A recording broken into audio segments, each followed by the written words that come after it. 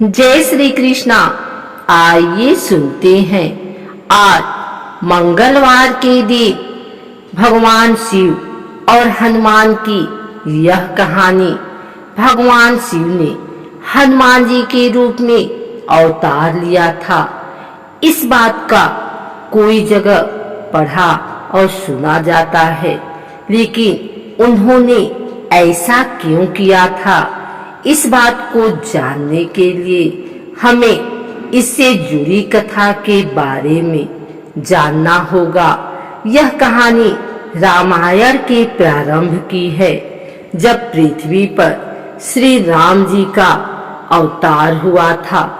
वास्तव में शिव का अवतार हनुमान ही थे, और यह भी सत्य है कि भगवान राम ही शिव के हनुमान अवतार का कारण बने थे। रामायण में बताया गया है कि एक बार भगवान शिव की भी इच्छा हुई कि पृथ्वी लोक चलकर भगवान राम के दर्शन किए जाएं। उस समय भगवान राम जी की आयु लगभग 5 वर्ष के आसपास थी। भगवान शिव के सामने समस्या यह थी कि वह अपने असली रूप में जा नहीं सकते थे। ऐसे में एक दिन शिव ने माता पार्वती से कहा, जानती हो पार्वती, मेरे राम ने पृथ्वी पर जन्म लिया है और उनके दर्शन की सेवा का मन हुआ है। मेरी इच्छा है कि अब मैं यहाँ से चला जाऊं और जिस लोक में राम है वहीं मैं भी रहूं। यह सुनकर पार्वती विचलित हो गई और दुखी होकर बोली कि हे स्वामी, मुझसे ऐसी कौन सी गलती हो गई है कि आप मुझे यहाँ छोड़कर पृथ्वी लोक पर रहने जा रहे हैं। उन्होंने कहा, स्वामी, आप यदि जाते हैं तो जाइए, लेकिन एक बात सुन लीजिए कि आपके बिना मैं यहाँ जीवित नहीं रहूंगी। पार्वती माँ की बात सुनकर शिव को एहसास हुआ कि पार्वती भी मेरे बिना नहीं रह सकती हैं, और अगर मैं यहाँ से गया तो निश्चित ही रूप से पार्वती अपने प्राणों की बलि दे देंगी। ऐसे में शिव भगवान मोह के एक चक्रव्यूह में फंस जाते हैं, क्योंकि एक तरफ माता पार्वती जी के पास भी रहना था और दूसरी तरफ भगवान राम के लोक में भी जाना था।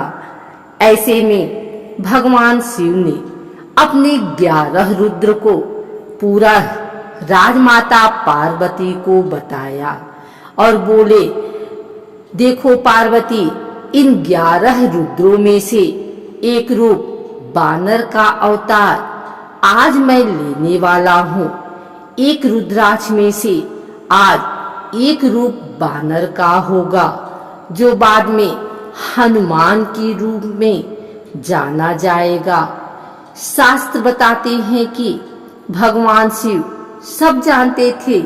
शिव जी राम जी के पूरे जीवन काल को देख पा रहे थे। वह जानते थे कि एक बार राम जी को पृथ्वी का कल्याण करने के लिए मेरी आवश्यकता होगी। शिव को यह भी पता था कि कलयुग में ना मैं नजर आऊंगा और ना ही राम तब कोई अवतार भी धरती पर नहीं होगा। इसलिए शिव ने अपने एक शक्तिशाली रूप को जन्म दिया, जो कलयुग में भी अजर अमर रहेगा और पृथ्वी लोक के लोगों के दुख दर्द को दूर किया करेगा। इसलिए आज भी भक्त लोग हनुमान जी के दर्शन साक्षात कर लेते हैं। इस बात के कई सबूत मिल चुके हैं कि हनुमान जी आज भी धरती पर मौजूद हैं। श्री राम भक्त हनुमान जी की पूजा करते हैं लोग। उन्हें प्रसन्न करने के लिए कोई हनुमान चालीसा का पाठ करता है तो कोई सुंदरकांड का पाठ करता है। मान्यता है कि हनुमान जी अपने भक्तों की सारी पीड़ाएं और संकटों को दूर करते हैं, इसलिए उन्हें संकट मोचक नाम से भी पुकारा जाता है। लेकिन हनुमान जी की पूजा में कई बातों को ध्यान रखना जरूरी होता है। मंगलवार का व्रत करने के लिए सुबह जल्दी उठें तथा स्नान करके स्वच्छ लाल कपड़े पहन लें। अगर पुरुष यह व्रत कर रहे हैं तो पूजा के दौरान सिले हुए लाल कपड़े ना पहने। घर के ईशान कोण में चौकी रखें। अब भगवान हनुमान की मूर्ति या चित्र स्थापित करें। भगवान हनुमान की मूर्ति या चित्र के साथ भगवान राम और माता सीता की मूर्ति या चित्र अवश्य स्थापित करें। हाथ में जल लेकर भगवान हनुमान के सामने व्रत करने का संकल्प लें और प्रार्थना करें। धूप दीप या दिया जलाकर भगवान राम और माता सीता की पूजा आराधना करें। इसके बाद श्री हनुमान की पूजा करें। पूजा के दौरान श्री हनुमान को लाल वस्त्र, सिंदूर और लाल फूल अर्पित करें। अब रुई में चमेली का तेल डालकर भगवान हनुमान के सामने रख दें। कथा, सुंदरकांड और हनुमान चालीसा का पाठ करने के बाद आरती करें।